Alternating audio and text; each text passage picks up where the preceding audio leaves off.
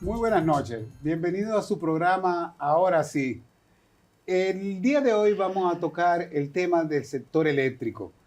Y quiero, antes que nada, recordarle a todos los televidentes que este es un programa en el que su opinión cuenta.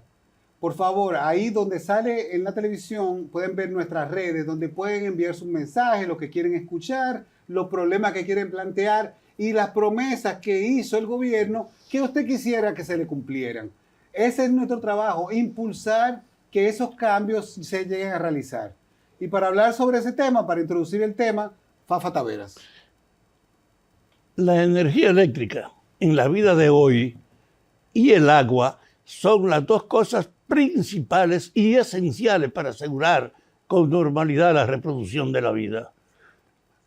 Ese hecho hace que haya habido una tendencia especial a discutir con cuáles combustibles caminamos, cuáles son los más caros, cómo organizarnos y cómo además hay una solicitud de todo el servicio de la población de tener acceso a una energía eléctrica confiable y barata. Por ese camino el gobierno se enfrenta al servicio más exigido, con el costo más alto y con la protesta más abundante de insatisfacción de la gente. En ese marco que vamos a tratar hoy aquí, este tema principal de la vida dominicana. Es que el problema eléctrico es algo que nos ha acompañado a los dominicanos. A mí me ha acompañado desde mi infancia. Y con avances, retrocesos, en realidad ha sido una tragedia. Yo digo que el empresario dominicano puede ir ahí, debe ser el guía de la economía haitiana porque nosotros sabemos lidiar con lo que ellos están padeciendo. El empresario dominicano creció pese a los apagones, creció pese a las interrupciones y poco a poco ha ido mejorando el sistema eléctrico, pero todavía queda mucho por hacer porque esas situaciones las vamos a conocer en el día de hoy, pero también vamos a ver los avances. Y para eso tenemos nuestra invitada del día de hoy, que es Yudelka Batista, que es exdirectora de Planificación y Control de Gestión en Empresas Distribuidoras de Electricidad. En el próximo bloque conversaremos con ella sobre los temas energéticos.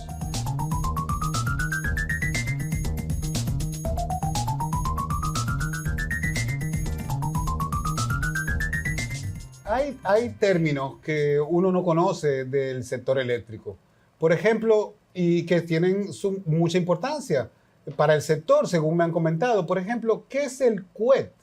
¿De qué se trata esa institución o ese departamento? Muy buenas noches. Antes que nada, quiero agradecerle a don Fafico, por invitarme a este tan visto programa y darnos la oportunidad de expresarle a la población algunas de las situaciones que está pasando el sector actualmente, el sector eléctrico, y algunas cosas también del pasado, algunas situaciones.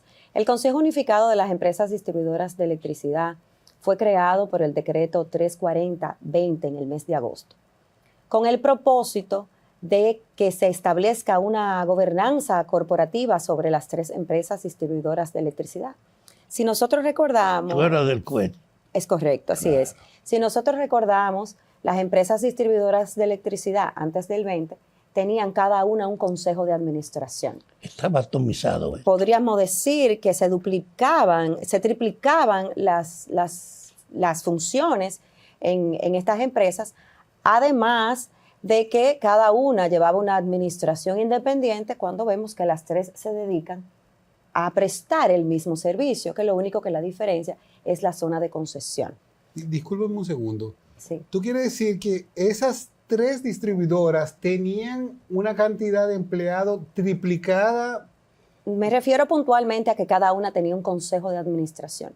Y el Consejo Unificado, como lo dice su nombre, lo que busca es una sola administración corporativa, una gobernanza corporativa, una concentración de la administración, con una misma estrategia para las 3 empresas distribuidoras. Entonces, ahora lo vemos concentrado, el CUET está concentrado en administrar estas 3 empresas con un presidente a la cabeza que define cuáles son las políticas y la estrategia para enfrentar las necesidades de las 3 empresas distribuidoras. Una misma línea. Las 3 empresas distribuidoras, muchas tenían diferentes formas de enfrentar los problemas, las situaciones del día a día, de su operativa, de la forma de las adquisiciones. Te puedo mencionar, por ejemplo, hay una empresa distribuidora que tenía unos parámetros para la adquisición de materiales diferentes a otra.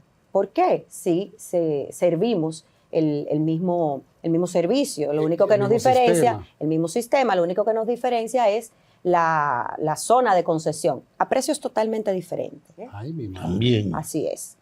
Entonces, el objetivo de la creación del Consejo Unificado, además de instaurar una gobernanza corporativa, reducir esa nómina, es eficientizar los esfuerzos y tomar lo mejor de cada una de las empresas, las experiencias vividas, porque no todo es malo, para poder aplicarlo a futuro, que es lo que se ha estado haciendo.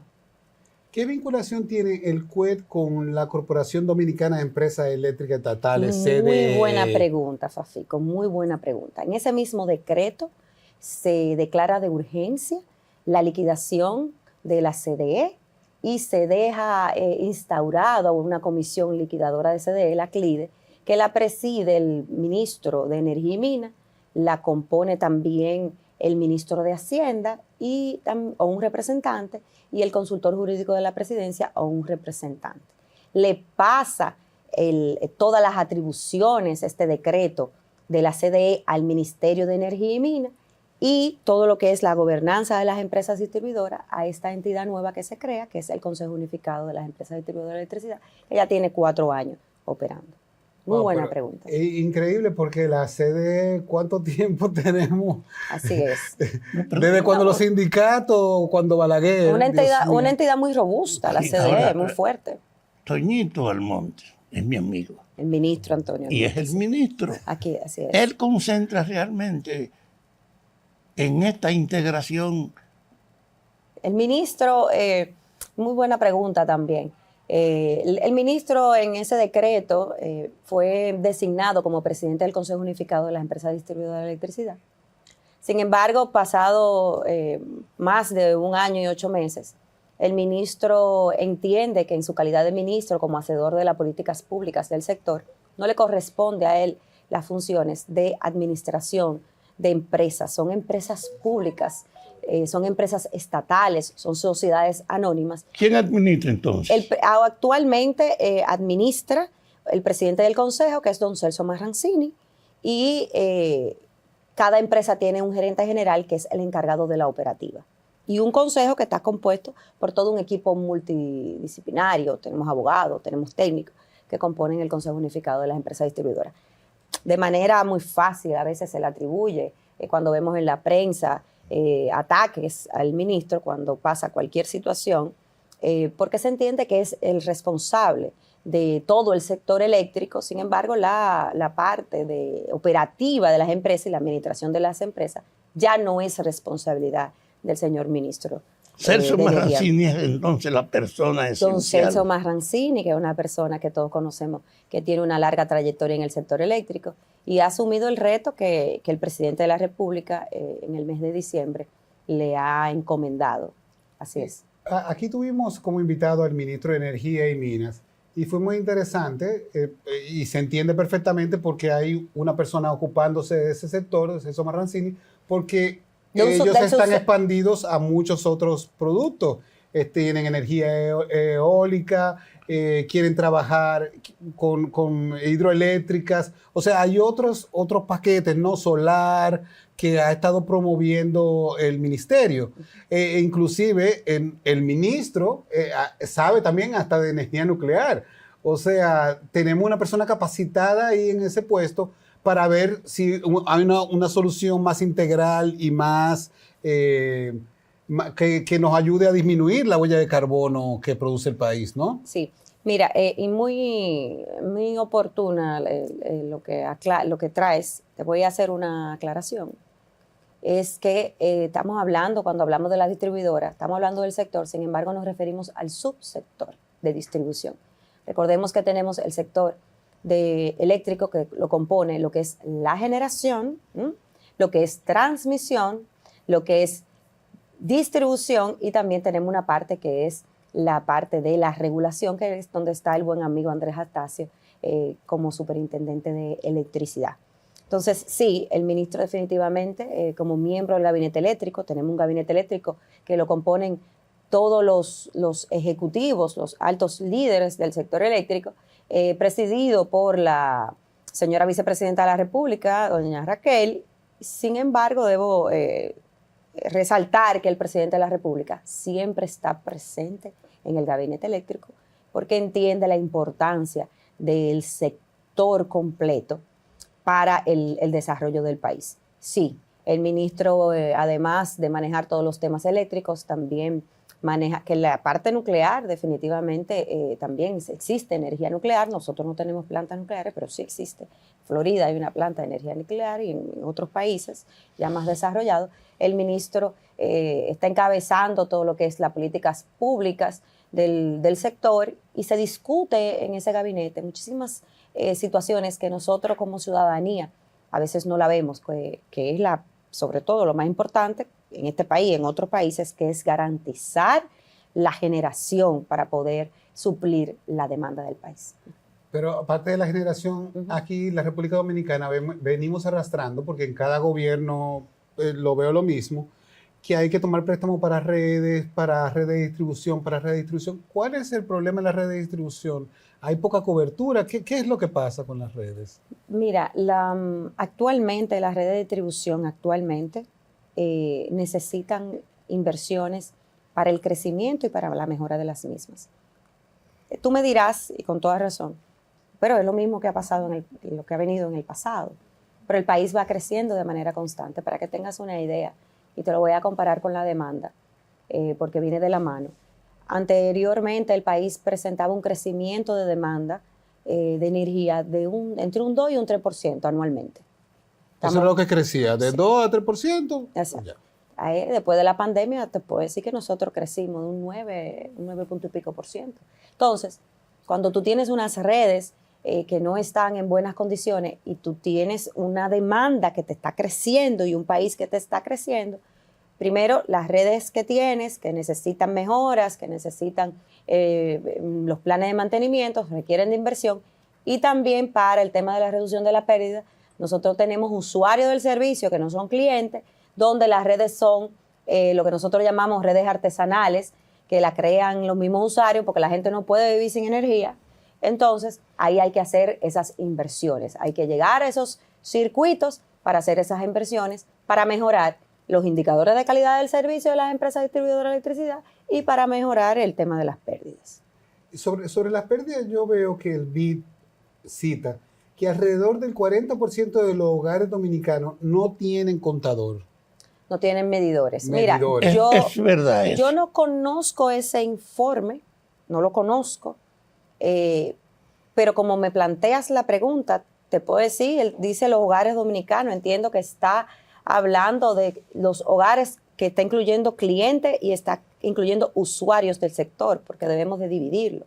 El cliente es aquel que factura y las pérdidas se basan sobre lo que sirvo, menos lo que facturo y lo que pierdo.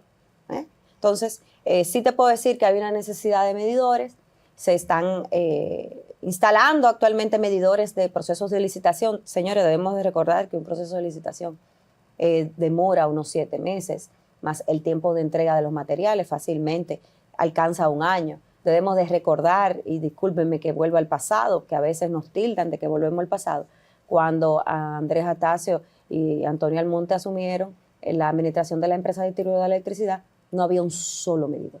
¿Un solo? Un solo medidor no había. ¿A qué tú llamas medidor? Los medidores son los contadores. Ese aparatico que se instala en su casa, en la cometida, ese aparatito que mide la energía. Pero no solamente medidores.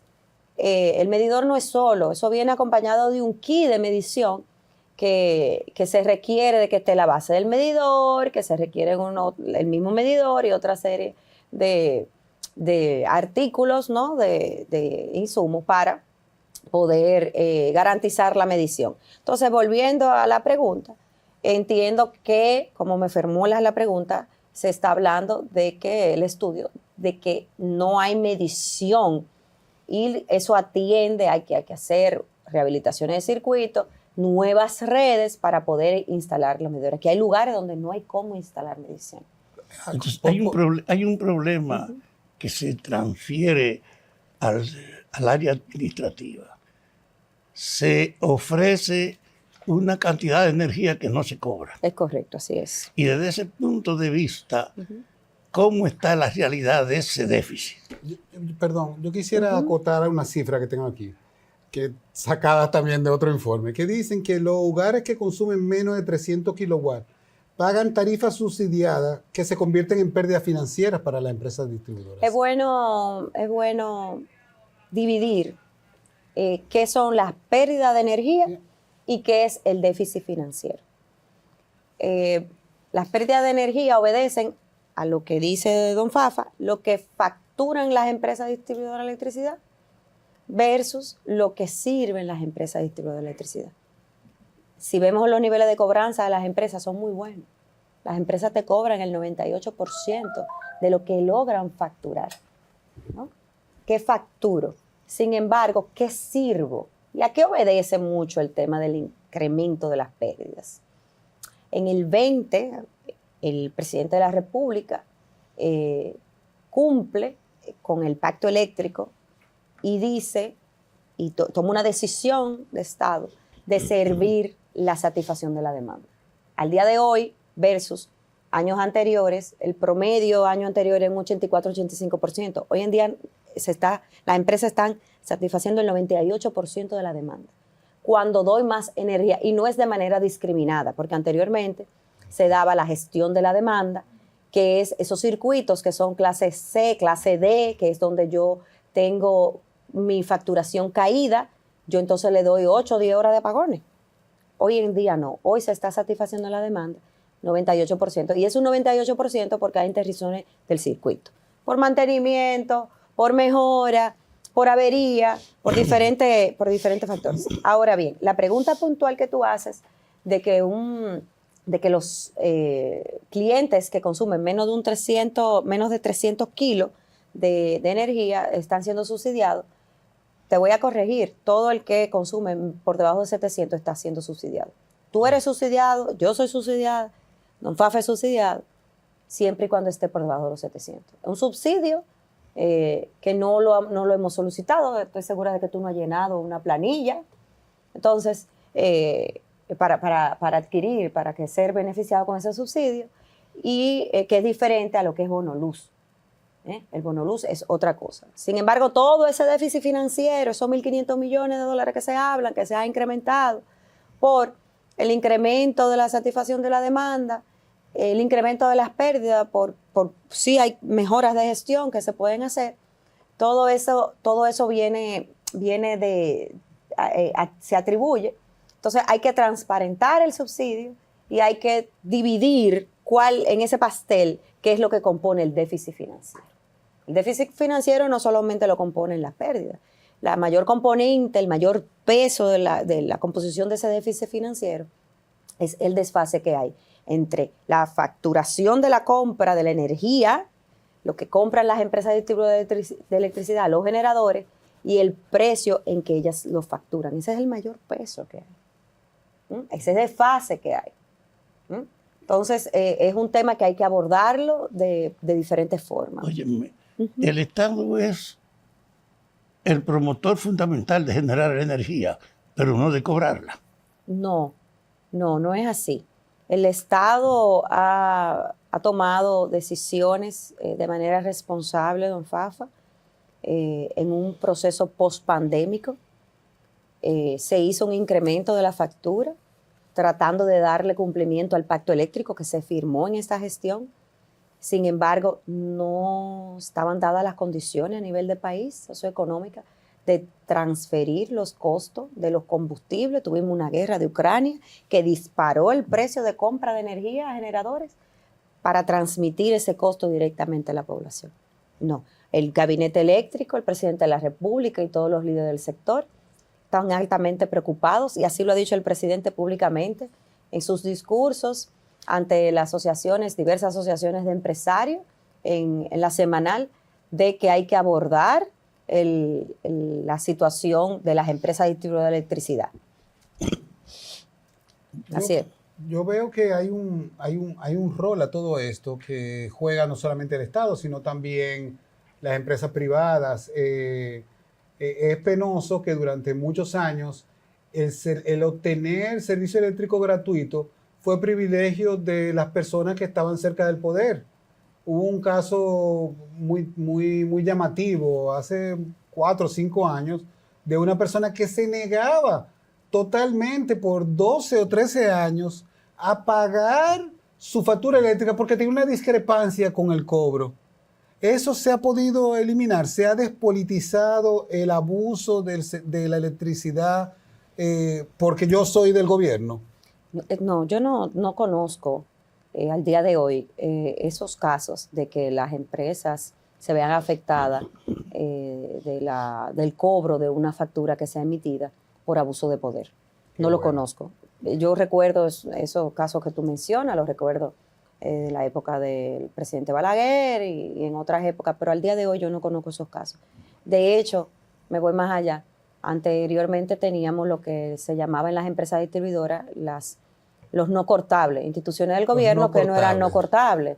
Y esa amplia lista fue reducida y hoy en día muchos pasaron a ser cortables. Así que eso no lo recuerdo. Y estamos hablando de instituciones del Estado. Sí, eran ayuntamientos. Es correcto, sí. Toda esa parte ha mejorado mucho. Hay muchas todavía oportunidades de mejora a nivel de los ciclos comerciales, de las empresas distribuidoras y la facturación y del cobro, pero ese no es el componente fuerte del déficit financiero, no es el tema de ese cobro. ¿Fraude eléctrico? Sí existe fraude eléctrico, claro. Fraude eléctrico que las empresas no han podido detectarlo y los equipos de las direcciones de pérdida de las empresas están trabajando. Pero tú no puedes describir cómo se produce un fraude eléctrico. Mire, yo si le digo que conozco la intrínculo y técnica de cómo se dan esos fraudes, le estoy mintiendo. Sí sé de que hay artimañas de los usuarios para manipular los medidores. Las empresas se mantienen cambiando los medidores porque los manipulan. Y dentro del un plan de inversión, que nosotros trabajamos con ese plan de inversión, se identificaron las necesidades de normalizaciones, de la mejora tecnológica con medidores inteligentes que te ayudan a minimizar ese tipo de fraude y de la instalación de totalizadores para eliminar, que los totalizadores han dado un excelente resultado, por ejemplo, en el caso de Edenorte. Porque cuando hablamos de esa pérdida, de ese 40% de pérdida, señores, es de la que está afectando mayormente el indicador de pérdida. Cuando tú te vas a Edenorte y te vas a Edesur, tienen unas pérdidas que están en un 26 y por debajo de un 26, en Edenorte un 23%, pero cuando tú le pones la suma y divide entre 3, las pérdidas de entonces te dan y te arrojan esa pérdida. Las zonas de concesiones son totalmente diferentes. Las inversiones que se han realizado no han sido iguales en las 3 empresas distribuidoras y por eso la mayor preocupación al día de hoy es las pérdidas en el caso de que yo sería mezquina de no reconocer de que es la empresa que tiene la zona de concesión con los sectores más deprimidos, que es lo que llamábamos anteriormente los PRA, los barrios PRA. Me recuerdo con esa campaña. Así es, que hoy día lo llamamos los ex-PRA. Mira, ahora se está hablando de reforma fiscal. ¿Ustedes van a ser parte de esa reforma? Definitivamente. Ayer decía el ministro de Planificación, Pavel, que es imposible no abordar, y yo no hablo solamente de Yudelka, no de una reforma fiscal que es necesaria en el país, sino de una reforma de Estado, que debe ser eficiente, eficaz y debe ser sostenible. Hay que abordar el tema de las pérdidas, incrementar la facturación para que esa reforma fiscal tenga sentido y pueda beneficiar a la República Dominicana. Así es. ¿Tú tienes entonces la idea de que la dinámica actual que hay en el control es válida, no tiene déficit, no se enfrenta a alguna dificultad visible. Es un reto, don Fafa, es un reto. Muy buena pregunta. Es un reto. Sí, hay un déficit que está claro ahí, que lo ven los organismos multilaterales, que lo ven el sector privado, que lo ve el sector público, que lo está viendo el presidente de la República, que lo están viendo todos los actores que están en ese gabinete eléctrico. Y hay que enfrentar ese déficit. Pero ese déficit, así como está compuesto por diferentes variables, cada variable tiene una solución diferente. Mejoren la gestión de las empresas para reducir esas pérdidas, 20 y pico % de la composición del déficit, seguir transformando la matriz de generación eléctrica para poder darle la oportunidad a las empresas distribuidoras de electricidad de comprar energía a generadores a precios más asequibles. Entonces, hay otras variables que nosotros no manejamos. Nosotros somos un país que no produce combustible, no producimos petróleo, no producimos gas. Entonces, tenemos que seguir apostando por las energías renovables y las mejoras que se han hecho en un salto cuántico, las mejoras que se han hecho en ese sector de generación, impulsando las energías renovables. Señores, quédense con nosotros que vamos a hablar en el próximo bloque del impacto social y económico que plantea la política energética del país. No se muevan de ahí.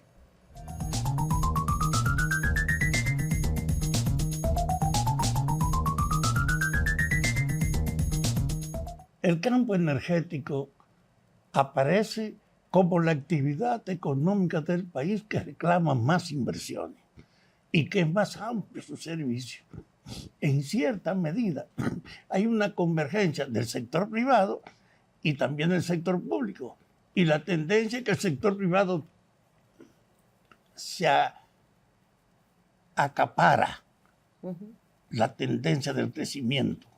Y además usa el Estado para que las pérdidas sean referidas al gobierno y no al sector privado. ¿Cómo está esa participación del sector privado y público en la generación del servicio eléctrico? Buena pregunta, don Fafa. Mire, nosotros actualmente podemos decir que contamos con un sector eléctrico medianamente moderno. Y está compuesto por actores que son actores responsables de la generación, que son del sector público, y tenemos también generación que es privado. Y tenemos lo que es la parte regulatoria de entidades públicas y la parte administrativa de empresas de generación y empresas de distribución y empresas de transmisión que son públicas. El sector privado ha hecho grandes inversiones y debo destacar que el año pasado solamente lo supera turismo en las inversiones que han hecho en generación y es necesaria que se siga fomentando esa inversión privada para garantizar la generación a futuro. Te puedo decir que para alcanzar la transformación de la matriz eléctrica y darle cumplimiento a compromisos internacionales que tiene la República Dominicana, a la Estrategia Nacional de Desarrollo y a los ODS, se requiere una inversión que supera los $5,000 millones. Sí. Y se está apostando a que sea el sector privado que haga esas inversiones. Entonces, permíteme terminarte la idea, Fafico, por favor. Yo quiero que recordemos que en el periodo del presidente Leonel Fernández no se licitó una sola planta de generación. ¿No se licitó? ¿Cómo que no se licitó? No se licitó. Pero Punta Catalina. Punta Catalina es el resultado de una licitación que se hizo y fue la única licitación que se hizo en el gobierno del presidente Danilo Medina. De Danilo, sí. Entonces, garantizar la generación y fue una inversión pública, fue con dinero del Estado. Nosotros podemos decir como un logro del Consejo Unificado y como un logro del presidente de la República y un logro del gabinete eléctrico, porque todo eso se discute en el gabinete eléctrico con todos los actores que están allí, de que aquí no solamente se licitó una planta con una terminal de gas de 800 megas, también te puedo decir que se licitaron 400 megas de emergencia, 400 megas de emergencia, y actualmente, al día de hoy, ahora mismo, se están licitando 800 megas más para poder garantizar, porque todo viene con una planificación energética, la cual no existía anteriormente. Estamos hablando que son terminales que conllevan años de construcción y que para tú poder garantizar la satisfacción de la demanda futuro, tú tienes que comenzar a trabajar años antes. Entonces, se está apostando porque el sector privado siga haciendo esas inversiones para poder garantizar la satisfacción de la demanda y que no sea necesidad del sector público del Estado Dominicano de hacer inversiones. Ahora mismo vamos a decir que el año pasado fueron más de 1.100 millones de dólares en inversión, en generación. Wow. Generación de energía buena, renovable mayormente, y actualmente están en construcción 26 proyectos de energía renovable mayormente, parques fotovoltaicos, que nos ayudan a modificar la matriz y no solamente a darle cumplimiento a compromisos de reducción de emisión de gases, sino también que nos dan un ahorro. Ya los parques de renovables que han entrado en este periodo han dado un ahorro de más de 280 millones de dólares. Señores, de manera tradicional, el país siempre se ha quejado de que tiene altos costos de energía y entendemos nosotros, yo, Yudelka Batista, que el camino es seguir apostando a las energías renovables con baterías, con almacenamiento, un buen trabajo que se ha hecho desde el Gabinete Eléctrico, la Comisión Nacional de Energía, la Superintendencia de Electricidad, de que los nuevos parques de renovables vengan con batería de almacenamiento que permiten inyectar al sistema en horas donde, en el caso del sol, la naturaleza no nos beneficia. ¿Por qué?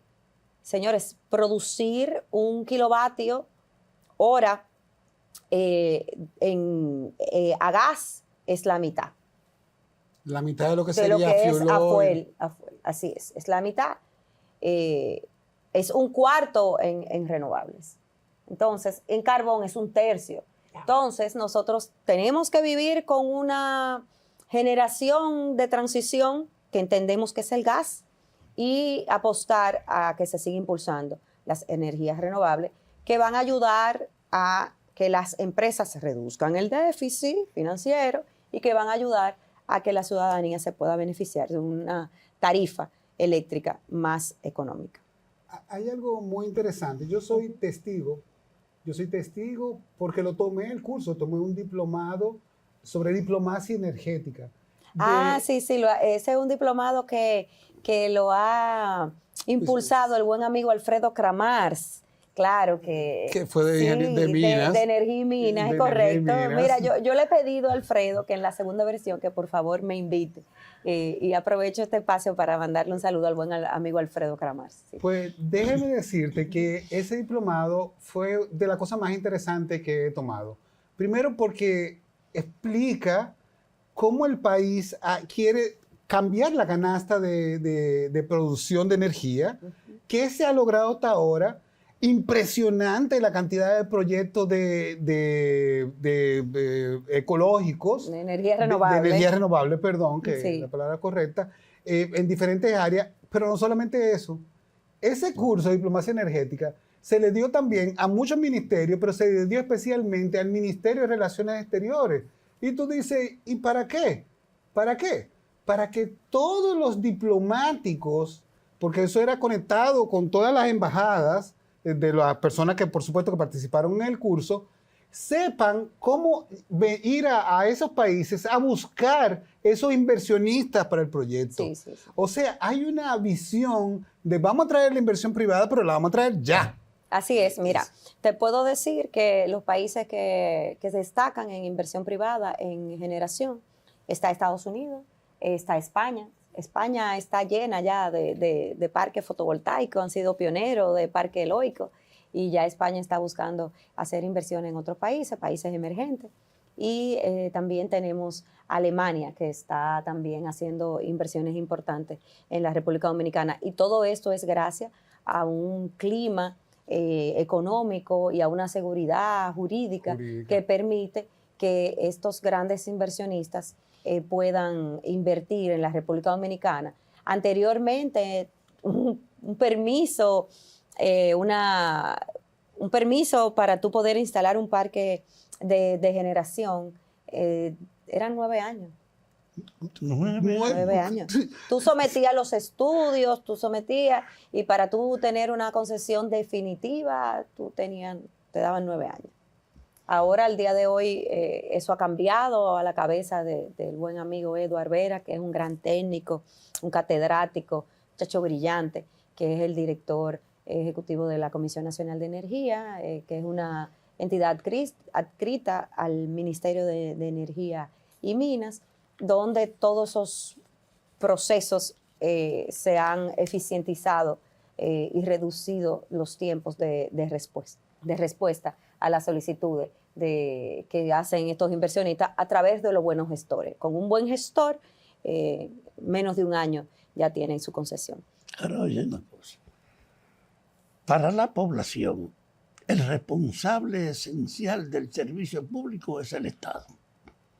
Y es a él a quien normalmente le dirigen las críticas o las demandas. A pesar de eso, el sector eléctrico es de una alta rentabilidad y eso atrae al sector privado.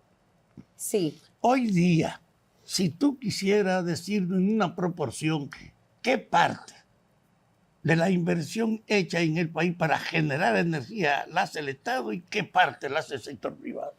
Actualmente el sector público es responsable de más de un 40% de la demanda, de satisfacer la demanda, porque sigue siendo Punta Catalina, una empresa del Estado que satisface en su mayoría, ¿no?, a la demanda que solicita la población. Y tenemos, que no lo hemos mencionado en este programa, pero no es que no es un recurso abundante como en el caso de Paraguay y el caso de Brasil. Tenemos las empresas hidroeléctricas, tenemos EGI, que también cubre una parte de la demanda, pero el sector privado es fundamental para cubrir la generación, la demanda de generación de la República Dominicana. Tú hablas de compromisos que tiene el país para energía limpia y eso. ¿Eso se ha ido reflejando en la canasta en la matriz de generación? Claro, se ve reflejado. Ha dado un salto cuántico y se espera que para finales de este año y ya el año que viene entren en operación 26 parques. 26 parques divididos en fotovoltaicos, mayormente fotovoltaicos y eólicos, que van a inyectar más de 1.200 megas al sistema.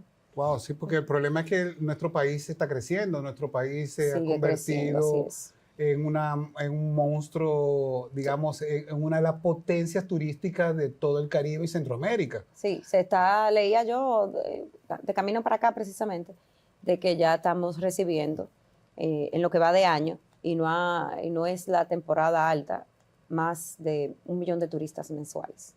Más de 1 millón, o sea, que podríamos terminar como en 13 millones, porque si esto no es la temporada alta, agosto es la temporada alta de los españoles y de los europeos, pero después viene la super temporada alta, que es todos nuestros turistas norteamericanos, canadienses, etcétera, que es diciembre, enero, febrero. O sea que esto puede ser un récord. Pareciera ser que definitivamente sí vamos a terminar superando las proyecciones del Ministerio de Turismo. Oye, una cosa. Se hace mucha promoción acerca de el uso del sol como generador de energía. Uh-huh. En los planes de la Dirección Nacional de la Energía está contemplada la tendencia a incorporar generación solar. Correcto, así es. Se trabajó un plan, qué bueno.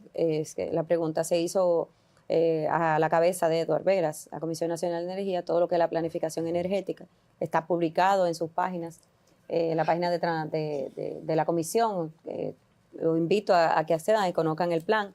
Hay que actualizar el plan ahora para este nuevo cuatrenio, y ya ellos están trabajando de manera acelerada. Yo entiendo que en los próximos días ya se va a publicar, y ahí se impulsa y se contempla la importancia de la generación de energías renovables, no solamente la fotovoltaica, porque sí debemos de reconocer de que nosotros como país contamos con buenas zonas que tienen la radiación que permiten la instalación eficiente de buenos parques, sino también la eólica.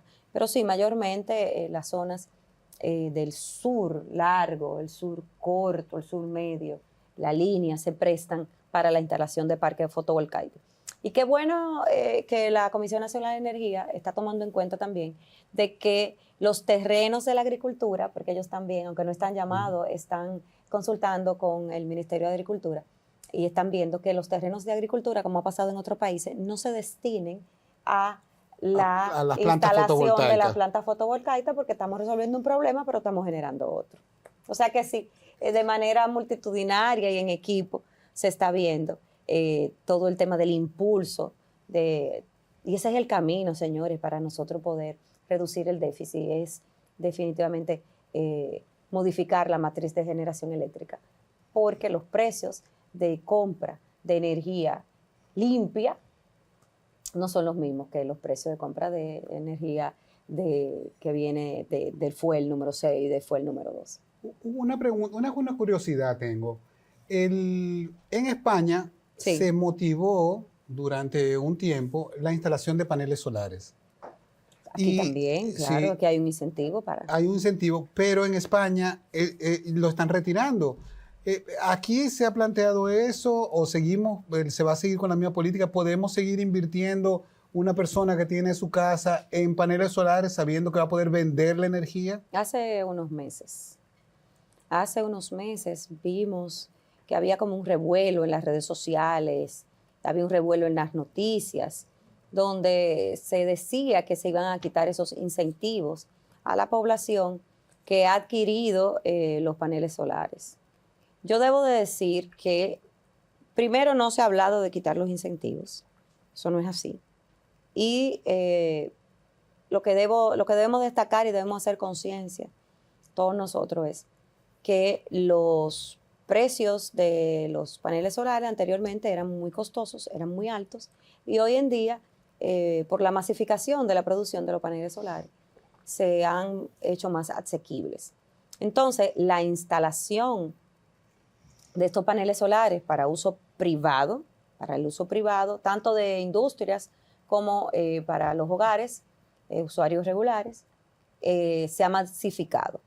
Entonces, estamos llamados a que la Superintendencia de Electricidad, que está trabajando actualmente en eso, haga una revisión de esta reglamentación porque se inyecta energía. Cuando tú instalas un panel solar, tú inyectas energía a la red de distribución y la empresa distribuidora de electricidad han hecho una inversión en esa red de distribución y debido a la masificación, entonces eso hay que regularlo. Y hay que esperar que salga ese estudio y salga ese reglamento, y entiendo que se va a hacer un consenso para actualizar la reglamentación del uso de los paneles solares, pero no se ha hablado nunca de quitar esos incentivos o de prohibir la instalación de los paneles solares, sino que estamos llamados nosotros a regularlo y estamos llamados nosotros también a entenderlo. Oye, el costo de la materia prima que se usa para generar energía, el petróleo. Pues sí. La tendencia es que siga subiendo el carbón y el petróleo. Por eso da la impresión que la tendencia del crecimiento y la generación tenga que tener otros medios que no son el petróleo ni el carbón. Sí, así en es. el plan interno de crecimiento para enfrentar los déficits aquí, hay esa preferencia claramente asumida. Claro que sí, el ministro de Energía y Minas lo ha dicho. Se está apostando a un combustible de transición que es el gas. No se ha hablado más de construir otra planta que sea carbón o de construir una planta que sea fuel número 6, sino a gas. Ahora mismo Energía 2000, que es una empresa privada con el apoyo del gobierno, no es una licitación, sino con el apoyo del gobierno, no económico, sino en cuanto a las facilidades de los permisos medioambientales, cumpliendo con todos los requerimientos y otras facilidades, y el presidente está interesado en que se materialice esa construcción. Por ejemplo, Energía 2000 te está construyendo actualmente 414 megas de una planta a gas, que esperamos que para el próximo año, me parece, va a entrar. Entonces, el combustible de transición es el gas. El gas natural, Es ¿no? el gas natural, es correcto. El Desde luego carbón significa que es más barato y más fácil de conseguir. y es menos dañino también. Sin embargo, tuvimos situaciones con el carbón que subió de precio de 70 a 400 y tuvimos, Dios mío. así es, ¿Eso fue con la guerra de Ucrania ahora? anterior. Anterior. Sí. Tuvimos situaciones de gas que tuvimos una generadora de ser la más eficiente, AES, tuvo que pasar de gas fue el número 6 porque con la guerra de Ucrania no tuvimos acceso al gas. Entonces, por eso es importante esa terminal a gas nueva, ese reservorio de gas y esas inversiones que se están haciendo. Pero sí, definitivamente el combustible de transición es el gas. Y nosotros, yo, Yudelka Batista, sigo pensando que hay que seguir apostando por la energía renovable. Es interesante que en el programa de hoy hemos tratado muchísimos de los temas que vemos a diario. Cuando vamos a una de los sectores más deprimidos del país, vemos muchísimas instalaciones improvisadas que causan riesgo, que imagino que son factores de pérdida, pero también hemos tratado en este programa cómo el gobierno dominicano está tratando de cambiar la matriz de funcionamiento de la electricidad en el país para que sea para proteger nuestros recursos naturales, nuestra vida cotidiana, nuestra salud. Porque no es lo mismo una planta de carbón, por más filtro que tenga, que una planta de gas natural. Sí. No es lo mismo una planta eólica en el mar colocada que una planta de fuel oil. O sea que siento, y por las cifras lo dicen, que vamos caminando hacia una matriz más saludable como país. ¿Y hay alguna meta especial que tienen ustedes, alguna fecha para cambio de matriz o es un proceso flexible? No, sí, hay metas establecidas y el Pacto Eléctrico también lo habla y los compromisos internacionales y la meta es una modificación a un 30%, o sea, el 30% de la matriz de generación debe ser de energías renovables. Así es. Mira, de hecho, escuchándote, uno sabe que es el primer desafío que tiene el Estado porque está frente a un servicio que va a seguir creciendo, Sí. que tiene un gran déficit y que hay que tratar de abaratar su costo al mismo tiempo que expandir su oferta. Ahora mismo yo no hablaría de que tenemos un déficit de generación. Ahora mismo podemos suplir el déficit de generación. No tenemos déficit de generación, perdón, podemos suplir la demanda en conjunto con el sector privado. Se puede suplir la demanda. Señores, el país tiene una proyección de este año para un crecimiento de un 5%. ¿Cuánto? Un 5%. Entonces, cuando un país te está proyectando un crecimiento de un 5%, estamos hablando que definitivamente hay que seguir con esa planificación energética y con esos de generación y con esos incentivos que se están dando para atraer la inversión privada al país para que siga instalando parques de generación. Con el combustible de transición y siempre dándole prioridad a las energías renovables. Vuelvo y repito, actualmente no tenemos déficit de generación, podemos suplir la demanda. El gabinete eléctrico se ha encargado con esa licitación que se hizo de urgencia de que se satisfaga la demanda y es una decisión del presidente de la República, satisfacer la demanda. Yudelka, te agradecemos muchísimo tu participación en el programa. Ha sido muy aleccionador. Yo creo que todos nos vamos con más conocimiento del sector y seguiremos invitándote a medida que sigan estos proyectos avanzando porque estamos cambiando como país. No, pero hay una muestra. Tu presencia aquí nos dice que tenemos que oficializar una relación contigo como una asesora de este programa para ese tema. Ay, muchísimas gracias, don Fafa. Señores, muchísimas gracias por la invitación. Estamos a la orden. Don Fafa, Fafico, definitivamente hay otros temas que son interesantes que no pudimos tratar por razones de tiempo. Y yo asumo ese compromiso de don Fafa de seguir asistiendo al programa para mantener a la audiencia y mantener al país al día con los temas del sector eléctrico de la República Dominicana. Señores, nos vemos la semana próxima. Quédense con nosotros en las redes y ahí pueden ver las otras entrevistas que hemos realizado. Muy importante que busquen la entrevista que le hicimos al ministro de Energía y Minas para que complementen la visión sobre el sector eléctrico dominicano. Buenas noches.